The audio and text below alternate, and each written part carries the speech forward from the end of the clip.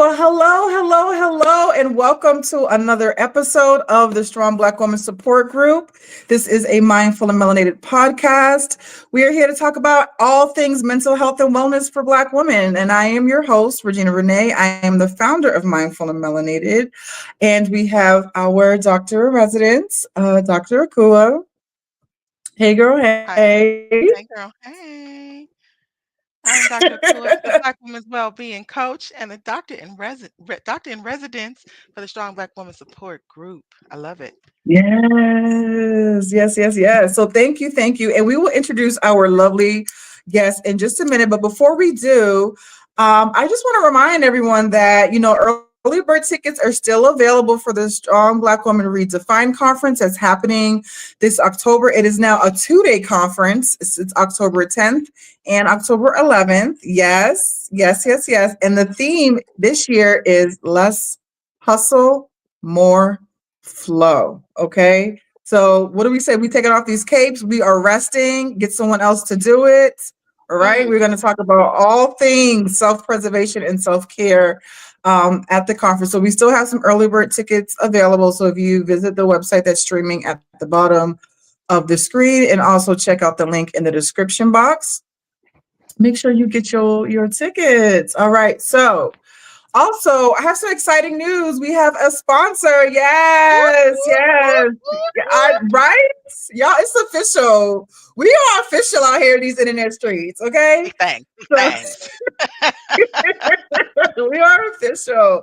So Love Belungi is a cosmetic line, is a small black woman owned cosmetic line called Love Belungi. And first of all, I love her products. I have been using Kathy. Kathy is the owner. I've been using her products for quite a few years now. And when she offered for me to be an ambassador for her products line, I was like, yeah, of course. And so I love her clear lip gloss. I've been using this for this one specifically for like the past like 2-3 weeks, and I absolutely love it. Um, Everything is cruelty free, paraben free, vegan, and this smells amazing. Like her fragrances and her cosmetics smell so good. So if you're looking to shake up your cosmetic stuff, I'm not a makeup girly. I just love lip gloss. And so I don't Give know. me If popping. you want to get some makeup from your girl, holla at Love Belungi. Use that link and my promo code Regina for 15% off. So enough with the housekeeping. Let's talk. Let's have a conversation. Cool. What we talk about today? What we are talking about today. So every year, people all over the world, when it's New Year's, coming about to be New Year's, they set goals and intentions for what they want their life to look like. Some people call them New Year's resolutions, some people call it intentions, whatever you call it. We set these goals for ourselves about things we want to achieve, things we want to change, new things, different things that we want to do in our life. And sometimes fitness finds its way, many times fitness and nutrition finds its way onto those lists. Now, here's the thing. We mean it when we said it. We are like, this is it. I'm doing it. I mean it. It's for real. Statistically, round about the end of January, February, some people make it as far as March, but basically today, most of y'all's New Year's resolutions are out the window. They about as past as January 1st is. And so today, we talking about New Year's, same you. We're going to talk to our expert and learn some ways how to reset and refocus our health journey because we mean it. We want to do it. We just got to make sure that we're doing it in a way that works for us. So that's what we're talking about. And you know what? I forgot. Am I supposed to be doing the bio? Yeah, you're supposed to be doing it. Amen. There we go. And so today, listen, ain't no sense in trying to pretend like I listen, okay? Listen. Real life, huh? Take two. So today, we are going to be talking to the fabulous and wonderful Antonique Vinson. She is a wellness coach and podcast host with over 10 years of education and experience in the fitness industry. Her mission is to help everyone redefine the way that they view wellness so that they are able to fully embrace their unique version of healthy Through her business, Uniquely Fit Training, she has inspired and empowered people of all ages and backgrounds by increasing body acceptance and awareness, breaking up with insecurities, and embracing who they are unapologetically so that they can take up space and stop playing small. Listen, you make me want to pump my chest out, pump my own collar. Y'all, let's give it up for Antonique in the Thank you so much for having me. It's funny because every time I hear my bio, mind you, I'm the one that wrote my bio. Yeah. I'd be like, dang, girl, you be doing all that. Who is that person? Is Who she here? is I want that? to talk to her. Thank So you so much for having me. absolutely. Like we super glad that you're here. And that's your like official bio. That's the one that Yes. make us all like excited. In your own words, tell us about you. Like what yeah, pop your stuff. Tell us about you. Like Okay. your vision, your mission. I shall. Well, once again, I'm Antonique Vinson, and I'm from the DMV area, specifically from Prince George's County. Everybody always says pretty girls reside in Prince George's County, but I, I guess as far as my educational background, I have my master's degree in exercise science. And I received that in 2015, and I've officially been in the fitness industry for 14 years as of this May. I've worked in like every realm of fitness. I've worked in phase 4 cardiac rehab. That's where I'm working with stroke patients, patients that have had heart attacks or that have had some sort of health issue that where they need exercise as a therapy, and it's more of a prescription versus, oh my gosh, I want to look nice for the summertime. I've also worked in corporate wellness. I did that for about 4 years, where I managed a corporate wellness program for the federal government and for a private sector company. And now I'm the head coach of one of the largest Orange Theory studios in Washington, D.C. I have my business, as mentioned, Uniquely Fit Training, which I've had for about 6 years this October. And I have worked with so many people over the years with so many different backgrounds, as mentioned, from postpartum mothers to those that are trying to overcome eating disorders, to those that are trying to just unlearn some of the things that they've learned about diet culture. So your girl is vast. Your girl is vast in this little Listen. almost 36 years of life that I've lived. Listen, you coming through with all the credentials, and I love it. I love it. I love it. You said something, and I just want to kind of jump in right away when you talked about unlearning different things. What would you say are some common misconceptions about setting health and fitness goals? And do you think the New Year's resolution route is like effective? The biggest misconception is that in order to be healthy, you have to be skinny. That is the Mm, biggest misconception, because unfortunately, it is from a Eurocentric standard. Not everyone, and not just Black folks, aren't always included on these fitness testings and health testings. Other people of color aren't always included, from the Latinx community to the Asian community. They're not always included, and our ethnic backgrounds aren't always taken into consideration, especially when it comes to a big buzz on the internet for a few years has been debunking the BMI chart, which is extremely invalid and unreliable as a measure of health and wellness. When you're looking at that New Year's restart, and the thing is, it depends. It depends. Because most people, like you mentioned, this is about the time where folks fall off. Typically after Valentine's Day, like Super Bowl, Valentine's Day, that's where people really fall off. Like I don't know what it is, but it's always around that time. Typically, not actually, I do know what it is, because that's about the 6 week mark. What most people feel like is, I'm not seeing any results. I'm not seeing that instantaneous, that huge weight loss, these huge changes, which you typically won't see until week 12 of consistency. So most people jump off mm, of the boat before you even get to see any type of change. it's not to say that doing that New Year's reset is not a good thing, but it's all about the mindset that you have going into it.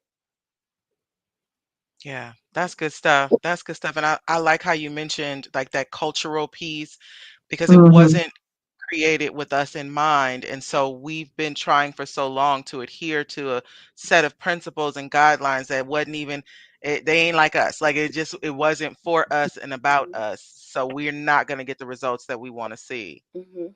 So, Mm-hmm. And it's And one and thing too.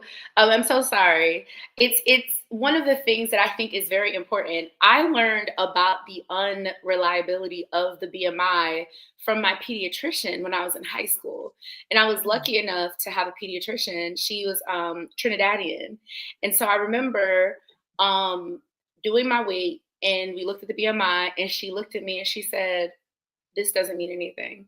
And the easiest way that she broke it down to me was a football linebacker would be considered type 2, not type 2, but considered class 2 obese. So that's how you know that this chart is mm, heavily skewed. that's deep. yeah, that is deep, and it's terrible because in regular traditional Western medicine, that is still like the gold standard, right? And so I know this is off topic a little bit, but like when we do seek out, traditional Western medicine for some sort of like medical interventions when it comes to like our weight and our health and our fitness, if we come in and like someone my size, right, we do get discriminated against. Like I've had an issue where I went into an ER because I had shortness of breath and my um chest was real tight, and they were just telling me, oh, it's probably just a muscle spasm, you need to lose weight. Fast forward, actually had multiple bilateral pulmonary embolism, and the attending physician told me if you didn't come in tonight, you probably would have died. So it's like, See? right. So it's like stuff like that. It's really hard that, how they talk about like Black folks don't trust like, the medical industry and this and that because of historical. It's not because of just, it didn't start and end with the Tuskegee Airmen study or whatever they want to call it, right? It's still stuff that's happening now. So there are a lot of barriers that make it hard for Black women to stay, healthy and consistent with their wellness goals. What are some other like mental barriers or societal barriers that you think also make it hard for Black women to stay consistent with their wellness goals, and how can they shift their mindset to overcome those barriers? Unfortunately, the fitness industry, it's not always a welcoming space for Black women because Mhm. we're just different. We take up space very differently than our counterparts. And one of the things that I noticed being in the fitness industry as long as I've been teaching group exercise classes, there aren't enough Black women that are leading in those spaces that create those spaces for us, right? But sometimes the other spaces again that we go into, it's not made safe for us. We're always misunderstood. Our expression is looked at as aggressive, or it's looked at as what, you know what I'm saying, even in the fitness industry, not just at work, right? Some other big misconceptions I think in general is that in order to be successful on a fitness or a wellness journey or a weight loss journey, you have to lose X amount of weight. You have to have this big extreme transformation. You have to achieve this particular look in order for you to be deemed as you did it the right way. When in Yeah. actuality, there are some deeper markers that will indicate that you are exceeding in your health or that you're making improvements. Some of those indicators can be getting that blood work done, actually getting a fitness test done where you can go back to it somewhere between that like 90 days and 120 days. You know what I'm saying? But I think the biggest barrier that I notice is always every Black woman that I speak to that come to my class, like when they meet me. I mean, first of all, they know it's a Black woman when they see my name on the little sheet. Like somebody said that to me too. She was like, "I knew you was Black because I saw your name." so it's that space of comfort, you know what I'm saying?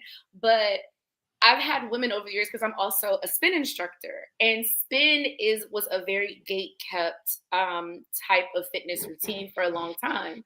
And so coming into the industry, me being a plus size woman, and people seeing me, so many women just were damn near in tears after taking a class with me and feeling seen and feeling, just recognized for, this is going to be a little bit different for you because you got a little booty. So let's adjust your seat for you. Or let me use a particular type of language so it does not make you feel uncomfortable. And instead, how can I empower you, but also make sure that you're safe and you're having a good time while also making those proper adjustments that you need. And that's something that I have tried to really express to my colleagues, that they don't understand, being what it means to be a Black woman, but to be a Black woman that's in a bigger body.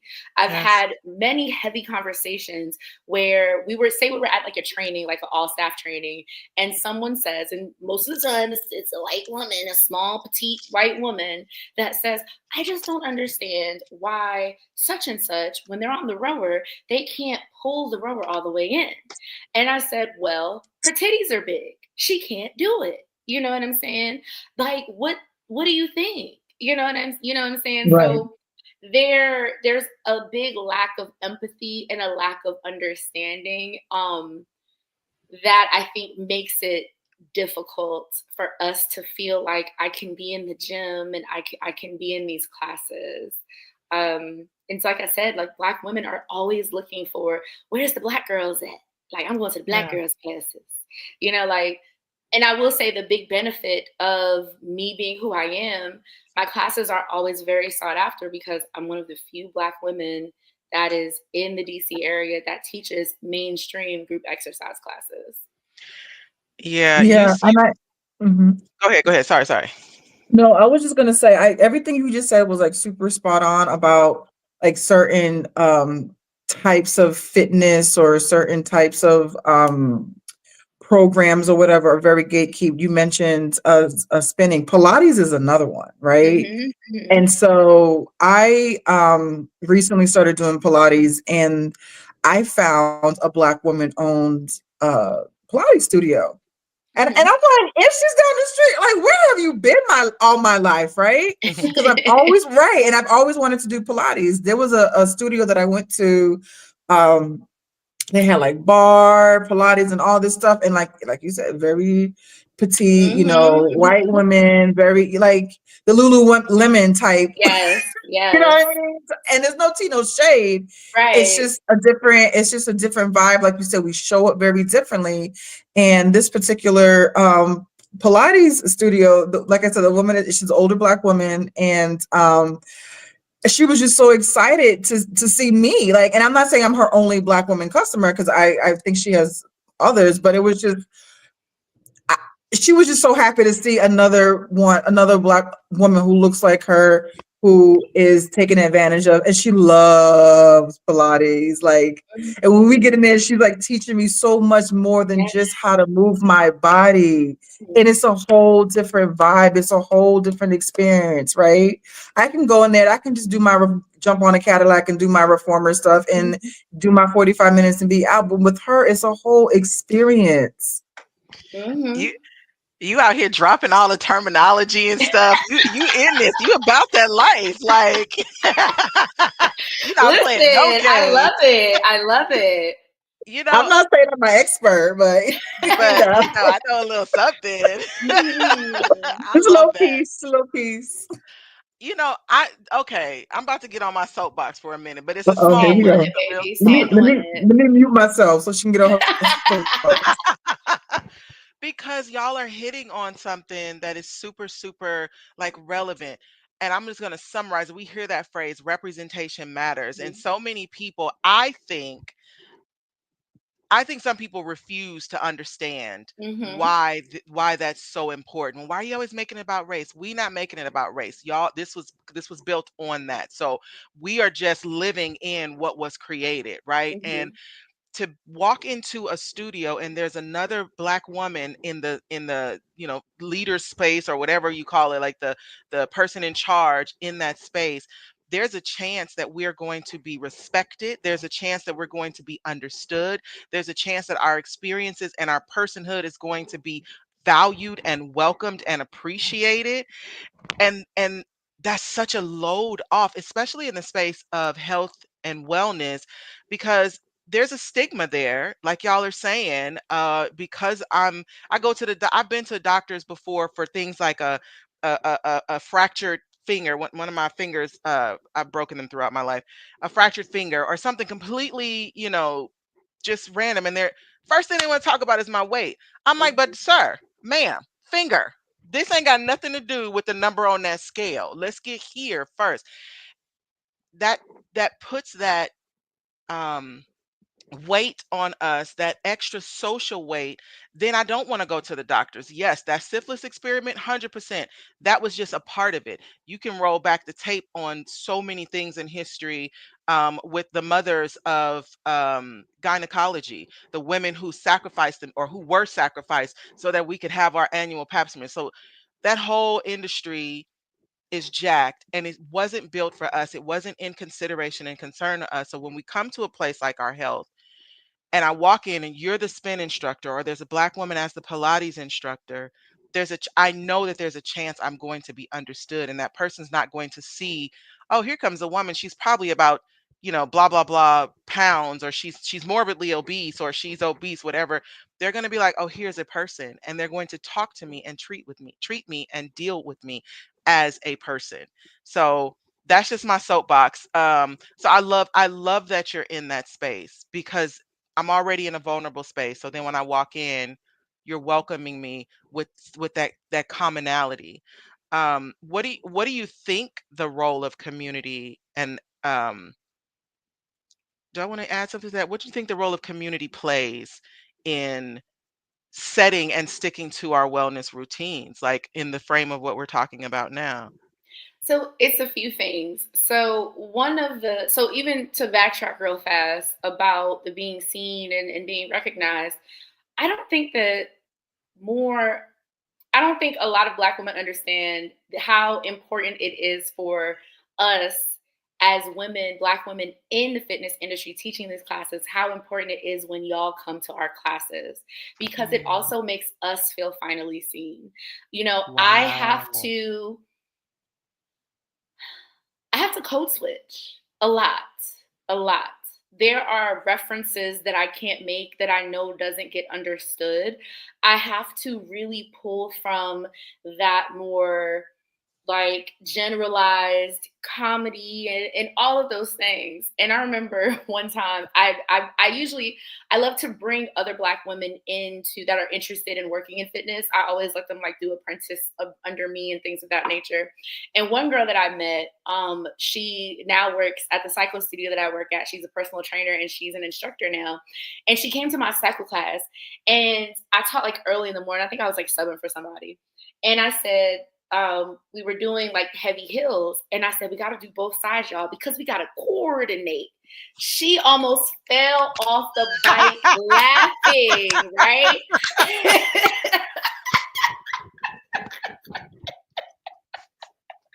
She was the only person, I think I had like 13 people in that class.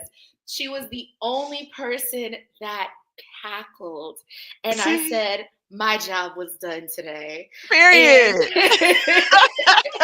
So it's stuff like that. Whenever a Black woman or a Black man comes into my class, I know I could throw some little sprinkles out in class, and I know you're going to catch it. You know what I'm saying? Some little inside jokes that I know you're only going to get. You know what I'm saying?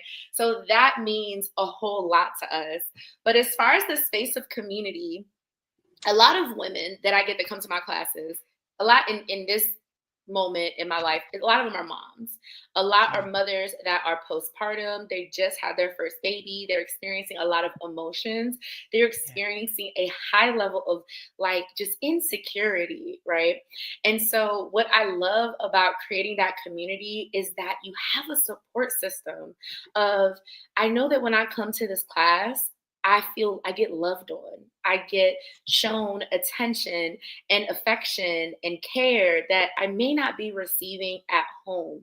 Because the one thing I always say is, I don't know anybody's home situation, but I know that when you walk through the doors of my class, I'm going to love on you. You know what I'm saying? In so many different ways. Whether I pick fun at you because you know how Black folks are, you know, we got to make fun of somebody for something, you know what I mean? And I got to remind them it's all in love, you know. But I also, I pick on the Black folks in my class a lot more because they can get it. You know, they understand that type of love, you know what I mean?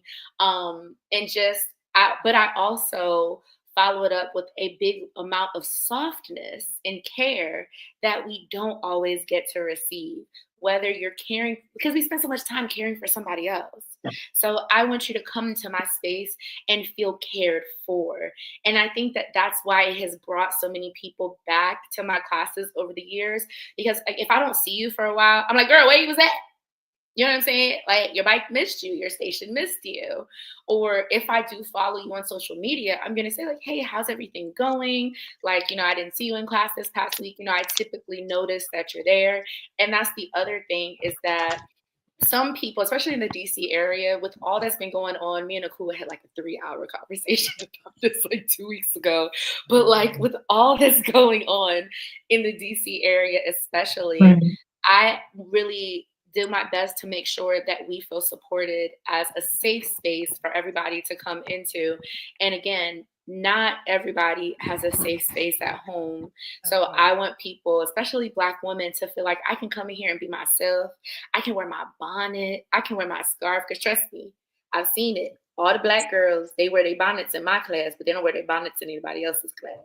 You know what I'm saying? Like, because we get it. Listen, they, you know, when I play a little certain type of music, you know, they rocking the hips a little bit and they're feeling good about it. You know, they don't feel like they have to hide who they are, because I show them I'm not hiding who I am in the midst of these white folks. And it's a sea of white folks in these classes. It might be one Black person. Sometimes I'm the only Black person in the room. But I'm not going to let anybody make me feel like I can't be myself. You know what I'm saying?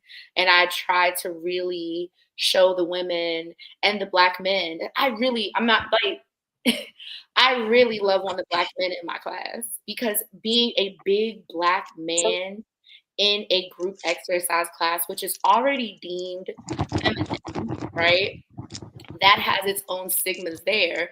So I try to create that safe space of, brother, you can come here, and they respect me as their coach, and they let me help them with their form, tell them the things that they need to fix, all of that stuff. And I always remind them, you are safe in my space. I'm gonna always make sure that you're good. I love that. I love that so much. Wow.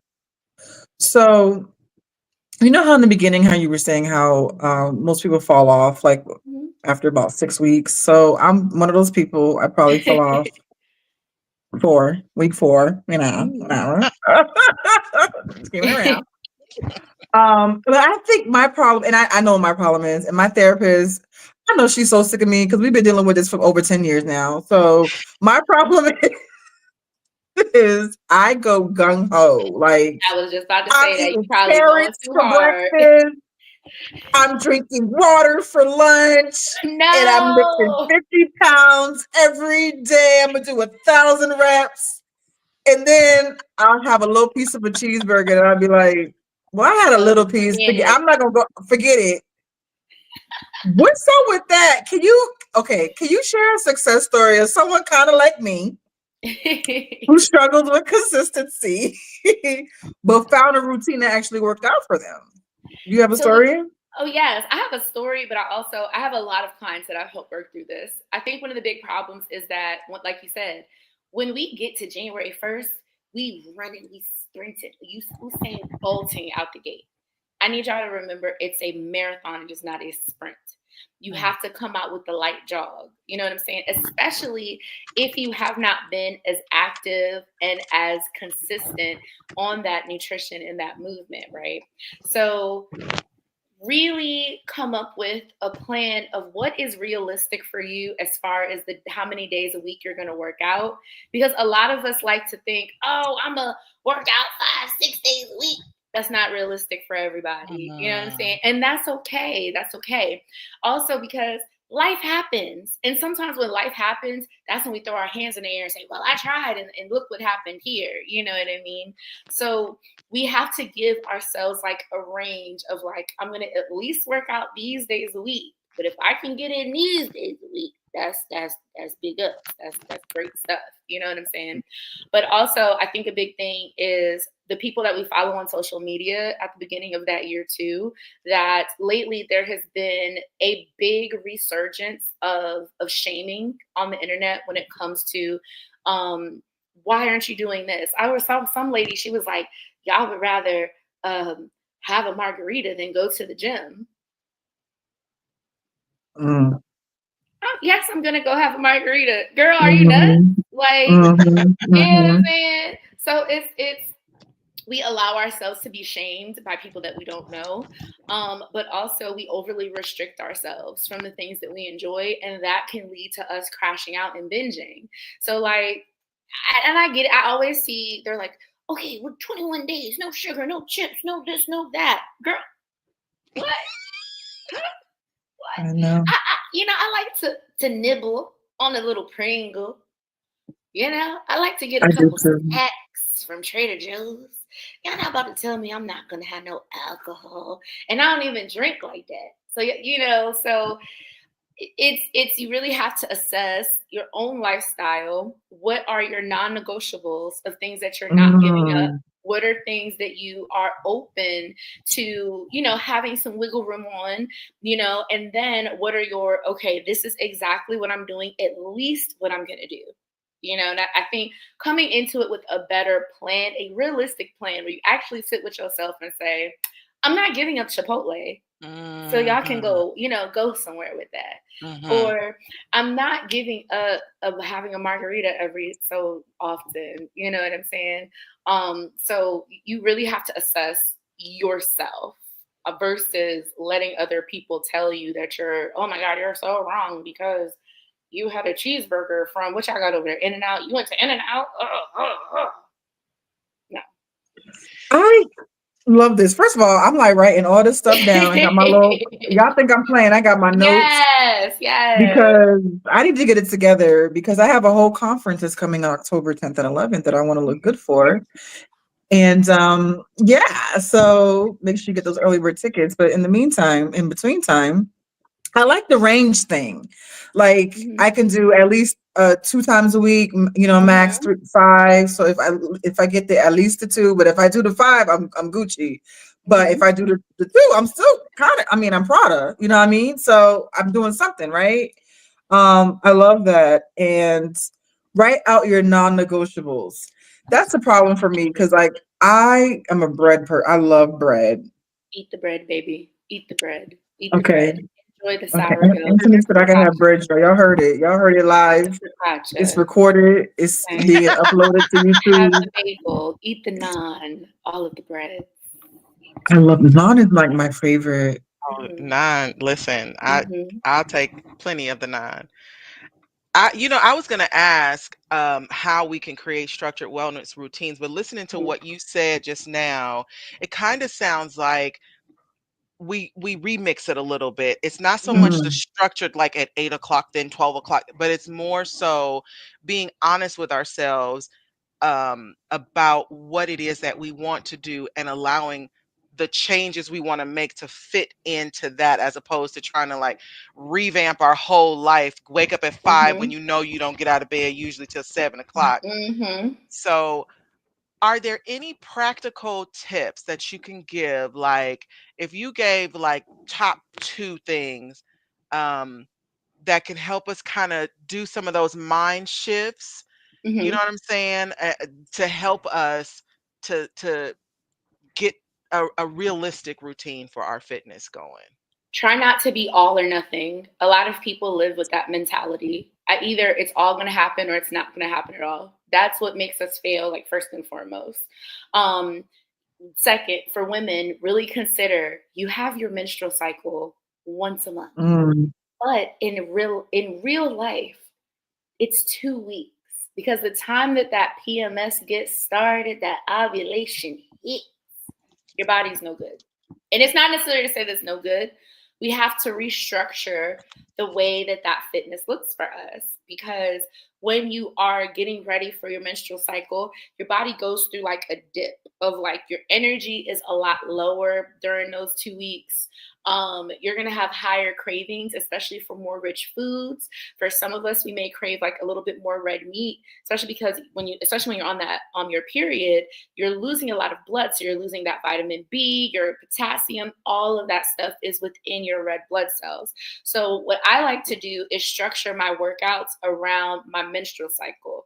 I know that I could get my best work the first 2 weeks, like right after my period starts. I can do my best high intensity.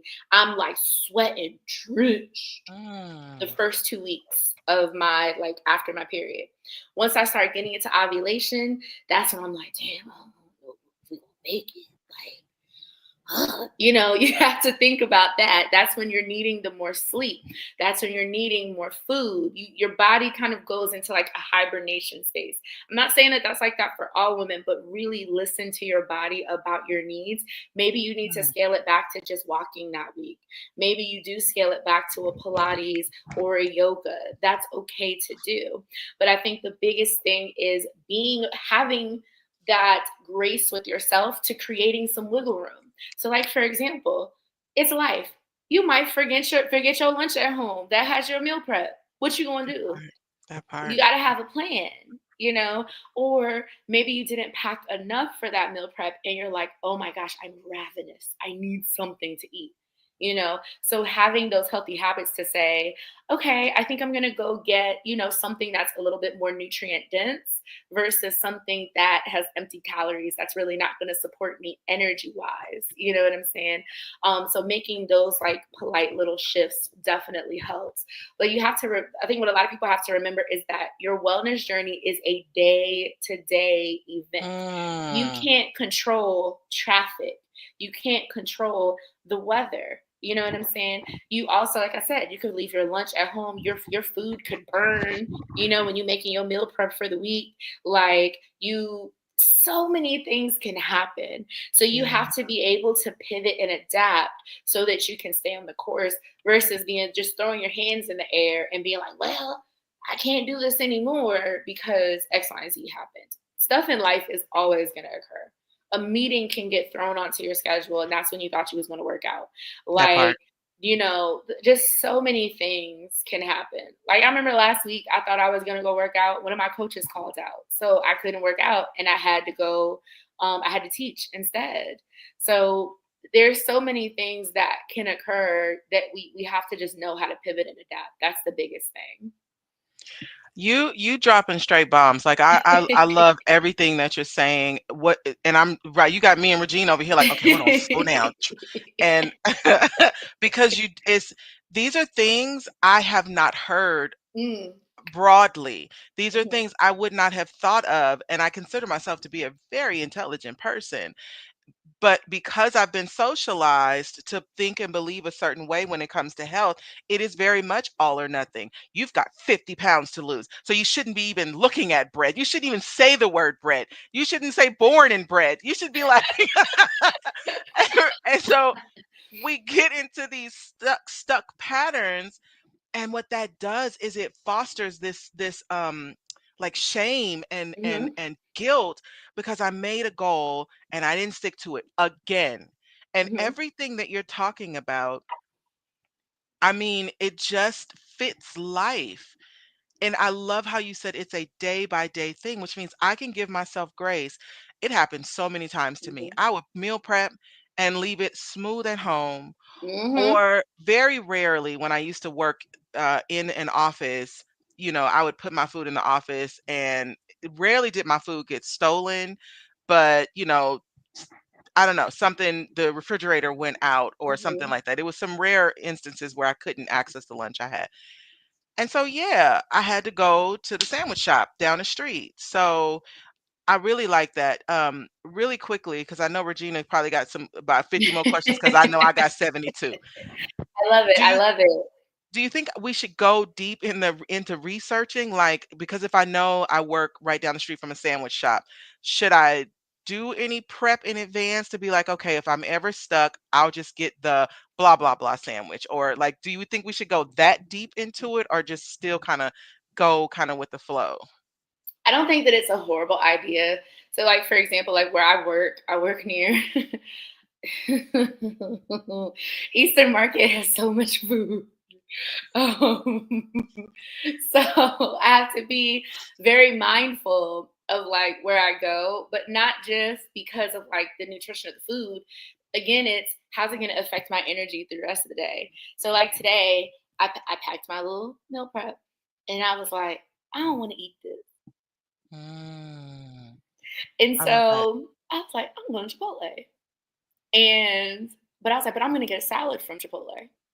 So I'm gonna get a salad, and I'm not gonna get a lot of rice. I'm gonna get like one little of rice. You know what I'm saying? So if you know the places that's in your surroundings, you do have to kind of think about like, what do they have at these places? What is the vibe that I'm going for? If I do go for this vibe, how will it affect things, you know, the rest of the week, or what my meals look like in the evening time, stuff like that. I love That's that. something you have to consider. So like for me, I was like, well, I had Chipotle today and I do have dinner in the refrigerator. I was like, well, I'll just kind of like cut down that dinner just a tad, only because I want to have a snack after dinner. I've been kind of like fiending for this snack. So you just like make those like cute little shifts throughout the day as you need to. But it is okay to do research on the places that are around you so that when you do find yourself in a not even a sticky situation, you know, like I said, you might just be like, damn, I don't want this what I made. I'll eat it tomorrow. You know, you got to have those places in your back pocket where you know you can go, that you're going to get a good meal, but also something that's going to support you on your journey. I love that. Thank you. Mhm. That's good stuff. That's so helpful. So let me ask you this.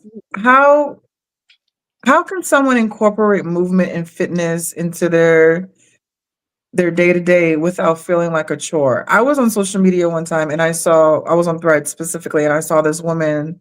She said, when I started saying this helped me go to the gym more often. So she would say, instead of saying, oh, I got to go work out, she would say, oh, I got to go love on my body.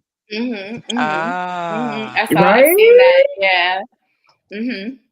So, what are some other ways that you feel like, besides like the mind, because that was a mindset shift thing, but what are some other like practical ways that we could incorporate movement and fitness into our day to day So something wellness that my journey? mother does, she walks every day, but I mean it's been cold here, so she can't really do it. But she'll call one of her sisters and walk and talk. And that's actually a great way to be in what's called like that fat burning zone. Because what a lot of people think that like you have to do the strenuous exercise in order to achieve these goals, you could just go walk outside. You walk outside, call a friend. You can walk outside and listen to a podcast. You know what I'm saying? So small little things like that. Some people also do for just movement, like stretching your body. Some folks stretch while they're watching your TV show.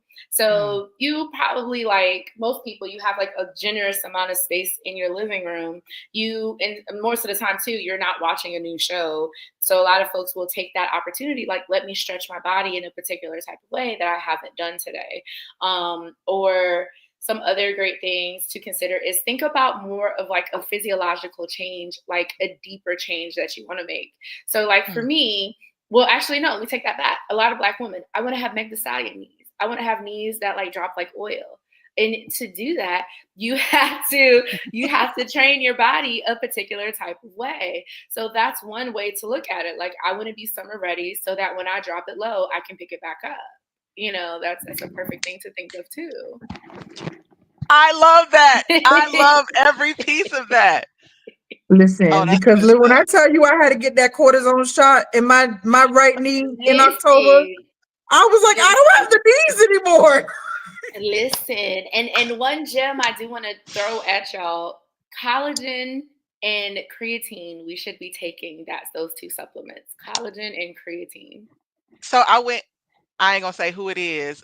Maybe we get a sponsorship by them too. But I got some collagen from Hmm. somebody, and I drop it in my tea every Hmm. day, or sometimes I'll blend it if I have a smoothie. So, but say the other one again. Creatine. Can you spell that, please? Creatine. Gotcha. Hmm. Okay. Just one scoop of creatine. Some people take it in the morning. Some people take it right before the workout. Some people take it after their workout. It's a great way to promote your muscle building and to maintain your muscle mass, because that's actually one of the things as we get older, your body is constantly trying to break itself down once you get to a certain age. Mm, So what you want to do with exercise and with nutrition is to slow down the aging process. So we actually have a certification through the governing body that I have my personal training cert, the National Academy of Sports Medicine. We have a certification for anti-aging cert, anti-aging for fitness. So it gives you the curriculum. It teaches you basic nutrition tips, but also how to structure a workout for someone that is an older person, but to help them to maintain and to keep their independence as they, go up and up into the golden years of their life. So, like in your mid 30s to your 50s, it's really important to be taking the certain supplements, but also to work on maintaining and building strength. That's actually more important than really focusing on fat burning or losing body fat, because if you are building muscle, your body's automatically going to lose fat because it needs that mm. energy in order to build and maintain your muscle mass. You out here preaching and teaching. So I want to kind of go back to the previous question, Mhm. and very specifically because I love how you were talking about, you do your stretching while you're watching your show and stuff like that. Um, I literally, to my right, have a walking pad. It is Mm. sitting up against the wall next to my raising desk. I don't know, it's sit stand desk. Okay. The desk raises with a push of a button, huh? So all I got to do is push that button and the desk will begin to elevate, huh? And then I could put the walking pad down. Akua don't get on the walking pad. And so for people like Akua who see, and let me tell you something, I do trainings. I be Mhm. right here and I know what I could do, but there are some days when I'm like, okay, but I got to do this, that, and then I got to do this, and da da da da. And I allow it. I'm gonna just be real. So your answer could just be get over yourself, and I'll take it. No, no, it's the thing. Here's the thing. Here's the thing that doesn't get talked about with, like, especially the standing desk. A lot of people have what are called imbalances in their body. So you may have one leg maybe longer than the other, or you may have one side of your body is stronger than the other. So what can happen is you're standing up, you think you standing up straight, but you lopping to the side. And so then you Mm, may feel a more pain on one side than the other. And that's very discouraging because you're like, I don't want to stand up if I'm be feeling this pain. And that's, you mm, typically feel that in in a position where you're not moving, or we call it not a prone position because that's going to be laying like this, but in a standing position where your legs are not moving. For a lot of us, we don't have that proper balance. We don't have that proper, it's another word for it, but it's not coming to my mind. So what we have to do is really work on those imbalances or those spaces where your body is a little bit weaker. And that way, as you start to work on those things, using those standing desks will feel a lot better. But mm, nobody talks about that. And everyone's like, buy the walking desk, buy the walking pad.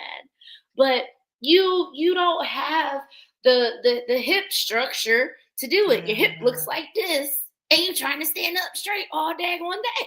you That's good know stuff. and it could be the smallest of imbalance, where, like, if you think like your hip from thigh to thigh is supposed to be straight, some people it's just a slight tilt. Or some people, if you think your this is from like front to back and it's just a slight forward or it's a slight back, that's going to affect how you feel just in a standing position for a long period of time.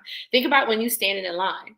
How many of us hate doing that because it's uncomfortable? You know what I'm saying? So Mm, there's a lot of factors, and I think, again, this is why there's so many flawed things about the fitness industry, is that You're not telling these people this, that they have a muscular imbalance and it needs to be fixed, or they need to get their posture, adjusted from a chiropractor. So don't feel bad if you just be staring at that the raising desk, because it's probably like, girl, this shit hurts. I dig that. Thank you. Yeah. Yes. Yeah, I actually learned when the Pilates instructor that I told y'all about earlier, she actually told me that I'm not symmetric. Like I have, Mhm. and she pointed out my different, yes, like one side is lower than the other, and so like you said, just standing, just regular degular, even sitting, because sometimes hurts. And so Mhm. that's one of the things she's helping me with. So you're absolutely right. They're saying, oh, just get a standing desk and a walking pad. I can't use a walking pad because I will tip over. Right. I literally And I need a treadmill because I need the handles. right. And the thing is, what a lot of folks don't understand is someone is gonna ask or wonder, like, well, dang, like, why do I have these imbalances? What's not always told to us is that when you're a child, when you're growing up, when those bones are forming, we should be wearing, like, there's particular shoes and just certain things that we should be doing so that our bones fuse a particular type of way. Like, have you Wow. seen like the little babies when like their heads like aren't fully formed or something, so they have to wear those little helmets so it can like their skull can form properly? We, in all actuality, if you look at it from a scientific space, we should all have something like that in our main, like our joints, our shoulders, our ankles, that will help us to have those bones fuse properly versus fuse improperly. But 99.9% of people have an imbalance in their Wow. bones, which then causes a muscular imbalance in their bodies. Yeah. That's crazy. So we have a lot more questions, but I do want to address the question that one of our viewers, Erica, not only a viewer, she actually co-hosts the podcast with us sometimes too, and so she's holding it down in chat land right now, and she wants you, Antonique, if you could talk more about magnesium. She says, I hear so many different things about different types of magnesium and what should be taken and why. So with magnesium, I remember it was doing like a big explosion this last year. I don't know who rebranded magnesium, but baby, it was flying off of the shelves. One of the big benefits of magnesium is that it works as a muscle relaxer without actually taking like those really heavy muscle relaxers.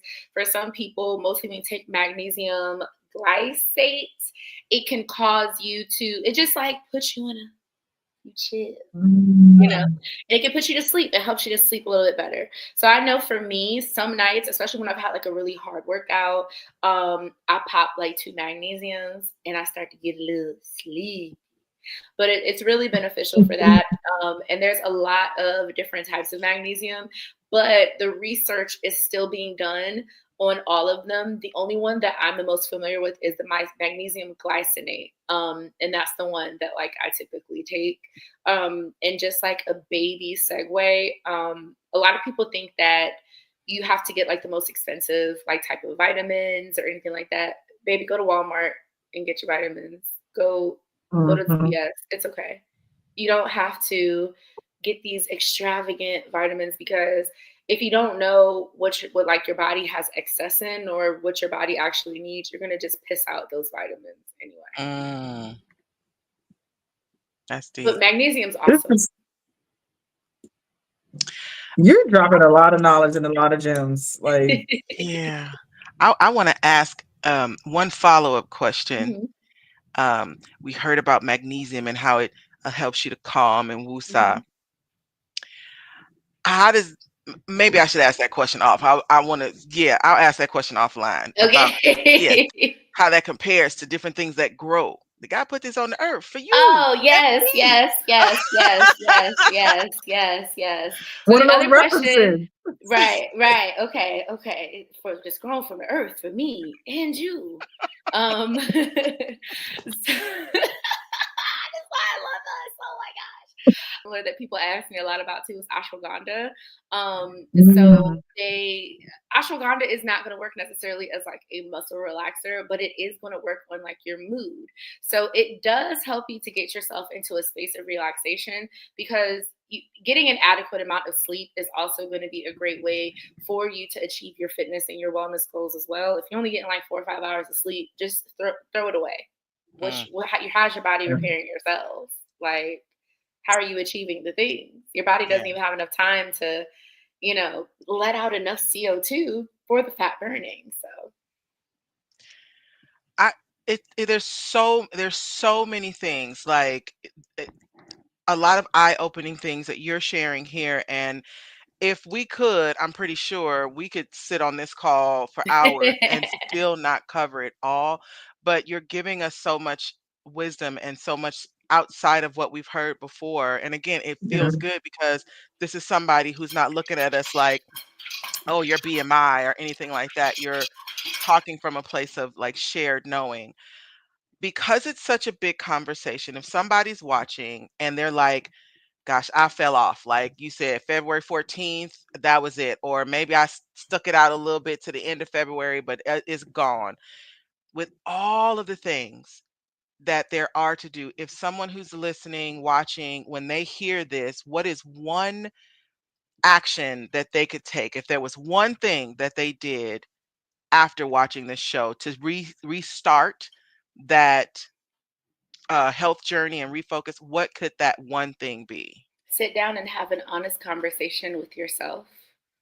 Have a conversation about what is your current perception about what health looks like, from an aesthetic standpoint, but also from a physiological standpoint.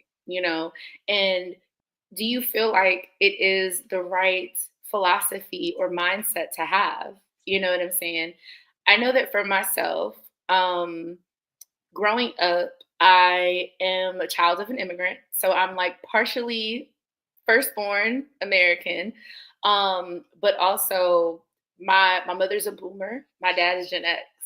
And so their philosophies about health for the longest time were surrounded in what society said health and wellness looked like. But also, I love my daddy. I always remember he's a man before he's my daddy. So there are some things that he would say about my weight in regards to my worthiness or my value. And so that really skewed the way that I showed up in the world, but it also skewed the way that I looked at what healthy looks like. And so from the time I was 13 until I was 32, I chased that carrot that is skinny. Wow. I was the skinny tastes better than food. I was, sweat is just fat crying. I lived that life down, child. And I did every diet that you could think of. I remember putting myself, even though I was too young, I did a little slim fast diet. My mother never found out about this, but I was buying stuff in high school. And I wanted to be on Weight Watchers so bad in high school. And I would, my family is Pentecostal. I am washed in the blood. I mean, my forehead is dipped in the water. And Shondo. And so I would get up. So at our church, in most Black churches, and I go to a Jamaican church. So our pastor would do altar call every Sunday. I'm going up to that altar call, bending my knees to say, God, please take this weight off, from the time I was 13 years old. And I remember when I got a little bit older, that's when Monique came out, and Monique was, her forefront was, about being bigger and celebrating being big. Mm-hmm. And I remember my father said to me, Monique is not somebody that you should look up to. And it was because of his skewed views around women that were bigger, right? And I remember Monique did a movie called Fat Girls. To this day, one of my favorite movies. In her movie too, she said, I would get up on that altar and I would ask God, please make me skinny. You know what I'm saying?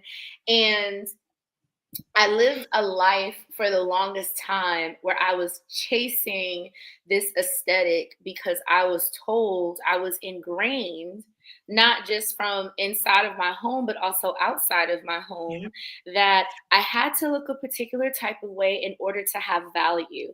I have to look a particular type of way in order to take up space.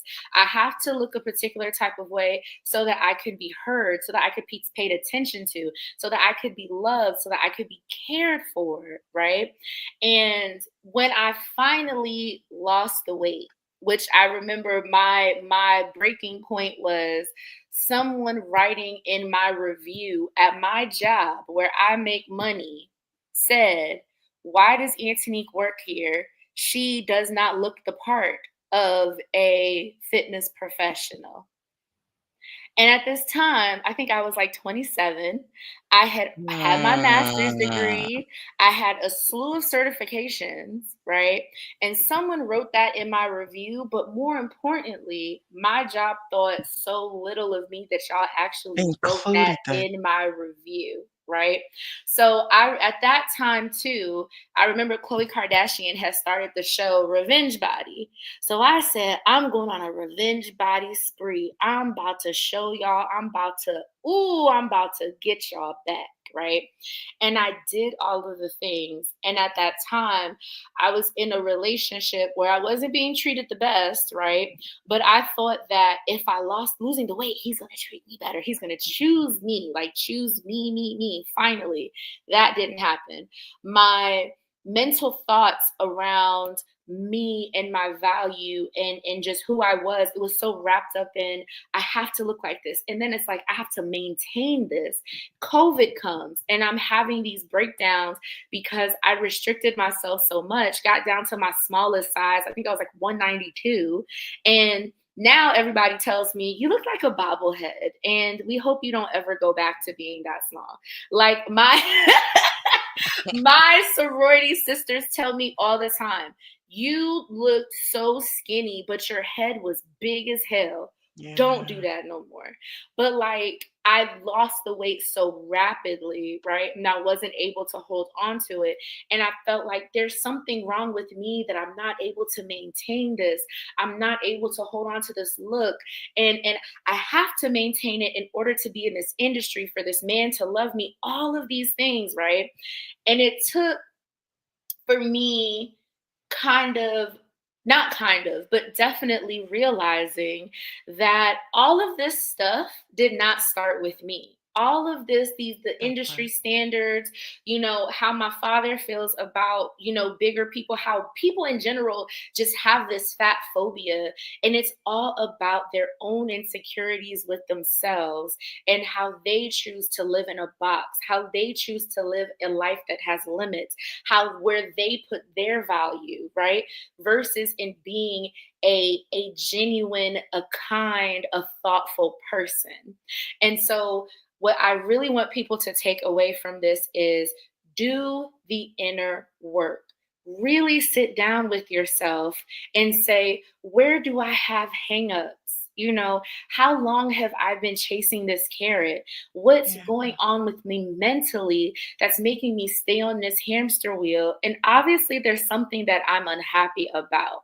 And it's not because I got my blood work done and they told me that my A1C is a 6.2.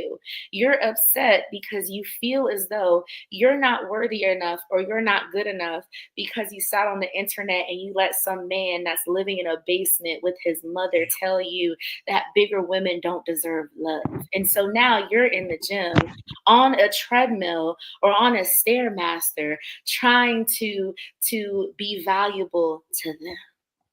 Wow. So really take the time, if you know that you want to really tackle your health, you want to be consistent, sit down with yourself and say, how am I going to sabotage this?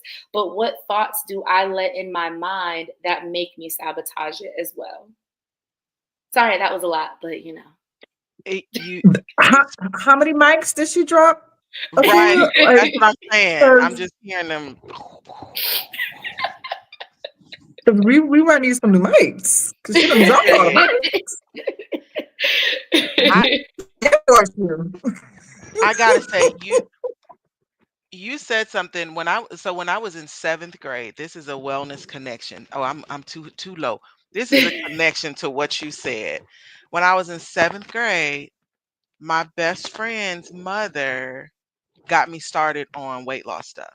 So since 7th grade till about age 30, give take, I've done every pill, every soup diet, every lemonade diet, every shake diet, fasting diets. I've done, you name it. I ain't gonna start naming the names because that might get, but you name it, I've likely done it. And I mean stuff that you buy from the shelf, stuff that you got to send off for, and they send you this box or this little bottle with this bottle, and you got to take this, and you got, and the thing that you're saying, that narrative just kept playing in my head. And when I look back at pictures of myself of that time, I'm like, I wasn't even like, I've always been thicker than my sister growing up. This was how she was tiny. My other sister was just a little less tiny, and I was the only one literally as a little kid with hips, and so in that way I was a little thicker, but I was never as big as I thought I was because of what I heard Me around me. too. What Talk to that little girl, and the little girl might still be inside of like a 62-year-old woman, but she might still be a 7th grader. What do you say to her so that she can love her, like, I don't even want to say so she can get on a fitness journey. What do you say to her? What I know that I've said to my 13-year-old self is, you people are trying to dim your light. I've had to tell my 13-year-old self that, like, tell her that you are so worthy of so many things, and not to let other people's insecurities rub off on you. Because what a lot of people do, they project their own feelings on you because they don't have the gumption to go through it they daggone self. They project their insecurities on you because they can't live the life that you live, and they feel a ways about it. Like, that's one thing that I always had to, say to myself, and I still to this day, when people try to tell me, oh, I couldn't do that. You couldn't. That's why I'm doing it. You know what I'm saying? Like, so I have moments when I get scared or I get insecure, and I can see that 13-year-old, that 12-year-old, and I have a moment with her, and you have to talk to yourself. Why are you feeling insecure, baby? What's wrong?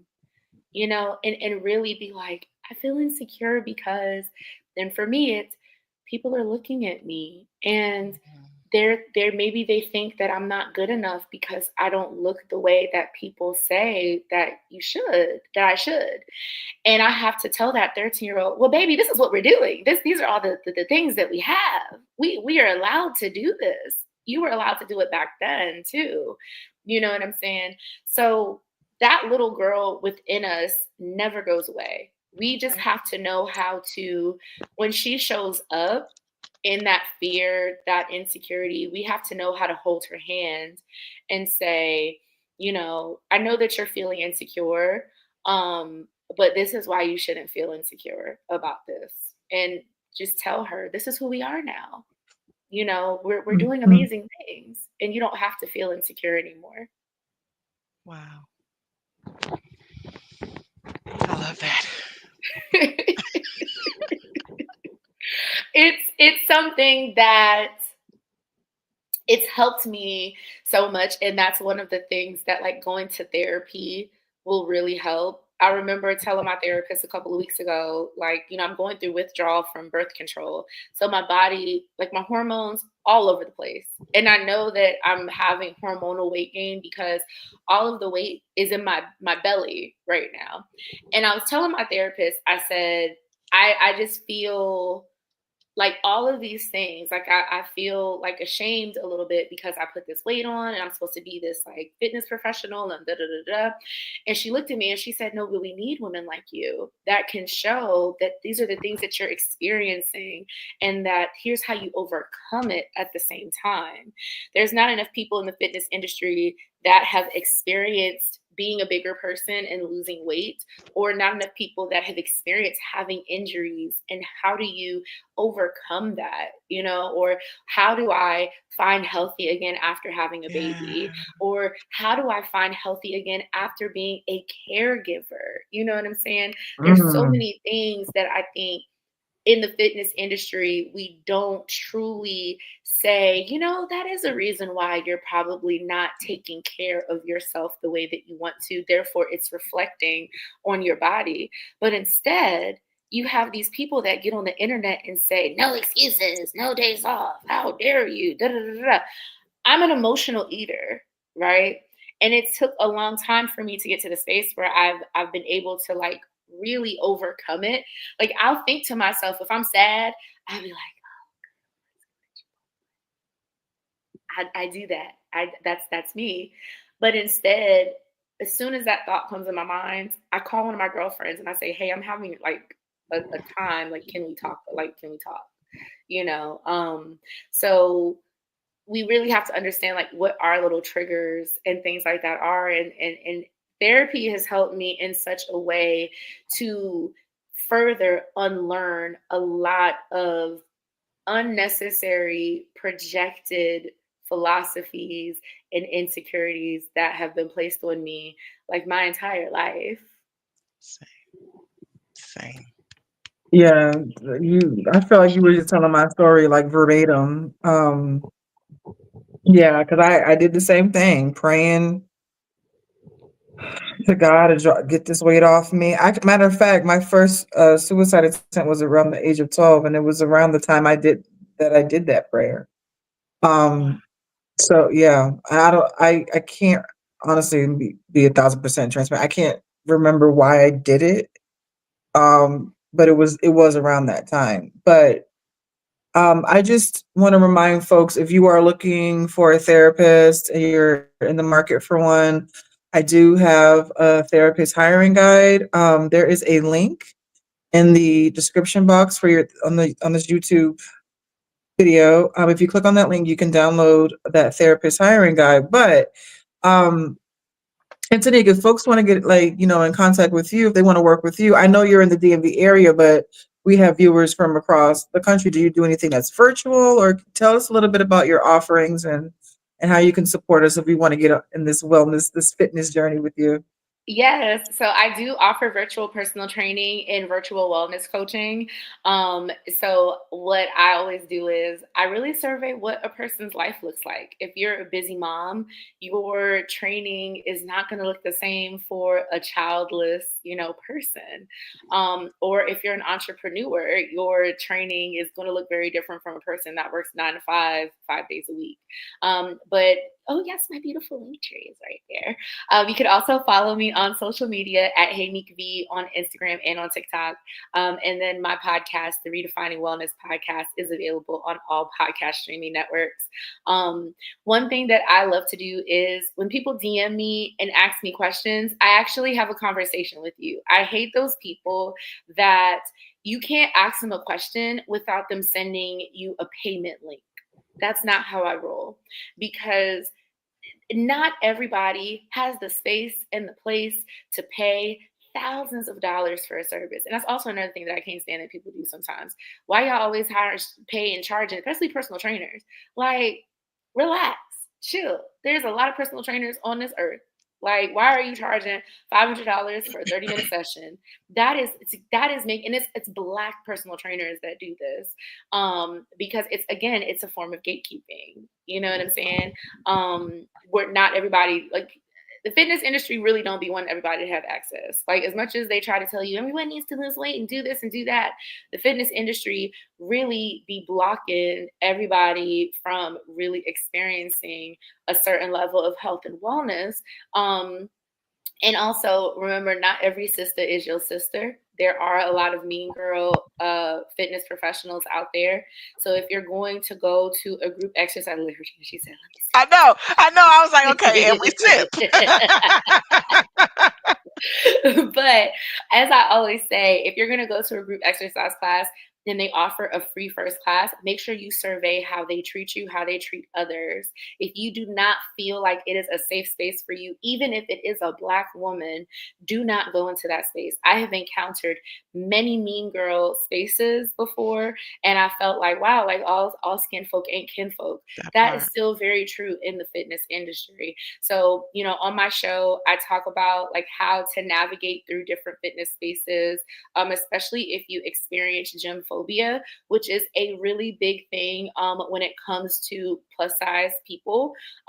People forget that going to the gym is like going to church. If everybody was healthy and saved, they wouldn't be going, it wouldn't exist. So that's what the gym is for. The gym is for you to better yourself. So we need to stop judging those people that come in. They're trying to be better. It's not a space that is only for those that have a particular look or physique. So I help people with overcoming their gym phobia and guiding them into, you know, maybe you want a more of an in-person personal trainer, and I can't offer that to you. So I help you to find a personal trainer that's in your area, because there are certain things that I can look for and understand that you may not be able to. If you're looking for group exercise classes, I give the different tips and the trades of like how you're going to get your best experience, because some places are dirty. Let's keep it a fact. Let's keep it a beat. Like some places are disgusting. Look for those dust bunnies. You know, I talk about all of those things. And I do that in my wellness coaching as well. Like every week we focus on different things, from just getting started, you know, in that pre-contemplation stage all the way to, oh my gosh, Nick, I've been going to group exercise 3 times a week. And here's how it's been going. And here's how now with, you know, the nutrition piece, here's how I've been able to like overcome so many things. You offer a wealth of services. I might have to hit you up because, you know, that's so helpful, because just like I have like the therapist hiring guide to help people who are looking for new therapists, you help people vet a personal trainer. Like that is so dope. Like I would have never thought to even do that, and I might have to hit you up. So the link tree is on the screen. Reach out to Antonique, please do. She is local to the DMV area, so if you want to check her out for in person, but holler at the link tree so she can help you with those resources that she just told us about. Yeah, I really enjoyed this conversation. I think it was eye-opening. No, we didn't talk about actual routine in this conversation, but I feel like a lot of what you said really, I have a lot of reflecting to do. I gotta pull out the journal. I gotta pull out the journal. And the big thing is that a routine, it's hard to say, everybody do it just like this, you know, right. Because what you may be looking for, what your time constraints may be, what your dietary restrictions may be, it's on a case by case, you know, basis. And that's also why, like, one of the things that I hate is when personal trainers or like these fitness influencers get on the internet and they say, this is what you should be doing. It should look like this, and it should be like this, and your plate should look like this, and this is how many calories you should be eating. And it's like, that's not how that works. That's not how life works. Right. Exactly. Because like for me, like I'm not really supposed to be eating vitamin K, right? Because of a medical thing that I have. And so people were like, just eat a salad. Like it's really not that. It's not that simple. It's really not. Yeah. And that's the other thing. It's like, you know, one big thing I want to leave with everybody too is these fitness influencers do not have certifications. Most of the time they do not. They don't have the education as well. So like what like burns my biscuits, as my sister-in-law says, is they will offer, come do my 6-week program, my 8-week program, and they don't got not near a certification or a degree behind their name. But the thing is, the average person, all you're looking at is these are the results that they're showing you, and you don't know the truth behind those results. So just like how I remember between 2016 and like somewhere around COVID, everybody was offering booty, you know, keep your curves, all this other stuff programs. And we found out that all them girls were just going to the DR and getting BBLs and coming back and acting like they were professionals. They're not. They cannot show you the right way to do a squat. They cannot show you how to create a deloading program. They cannot show you how to make a pyramid program. They don't know those kind of things. Like, so right, because this is all new to me. Listen, you know what I'm saying? It's like what, you know, they don't understand training modules. They don't understand how you condition somebody that maybe has I tore my MCL 8 years ago. You don't train that person the same way that you train someone that is an athlete. Like, there's so many modalities. So it grinds my gears when people get on the internet and they think they know what they're talking about and they don't. Or even bigger, that grinds my gears, I hate when men get on the internet and they say, here's how women can lose weight. This is why you're not losing weight in your hip area. This is you're a man. You don't know. You have the same hormones all month long, baby. Your hormones don't change. Ours do. Okay? Don't tell me how to lose weight. Listen. Y'all don't tell Antonique nothing, but what I'm gonna tell you is holler at that link tree, so she can tell you how to get them hips, dips, and whatever. Listen. This was amazing. This was such a good conversation. I really appreciate you coming on and sharing, like all the mics that you dropped, all the gems that you dropped. Right, I was picking up what you was throwing down, and I really do appreciate this. Yeah, I really do. So y'all, please do check out the link tree. And if you enjoyed this conversation, please make sure that you like, share, and subscribe here at the Strong Black Women Support Group podcast. This is a Mindful and Melanated podcast here on YouTube. Thank you again to our sponsor, Love Belungi. Hey, get you some cosmetics, get your lip gloss on, get your eyeliner on, get your lip liner on, and all that stuff. Make sure that you check out my unique link in the description box, and make sure that you use code Regina, REGINA, for 15% off. Well, thank you again. I am so happy that you decided to do this with us. So yes. So if it's a new year and the same you, holla at Antonique. She's gonna get you right. She's gonna get you your new you. Period. All right, y'all. Well, this again. Thank you. All right, everyone. Oh, wait, let me just make sure I get this last comment. Erica said, what Erica's not gonna do is help us forget. We got to get our conference tickets. Yeah. Conference tickets. Please get your conference tickets. The link is in the description box. All right, y'all have a great evening. We will see you same time, same place next Thursday. Bye. You've been holding it down for so long, carrying the weight, staying so strong, but it's time to let go of the pain. No more hiding behind all that in this way. You've been told you need to be better than the rest, running through life, feeling all that stress, but here's a place where you can just be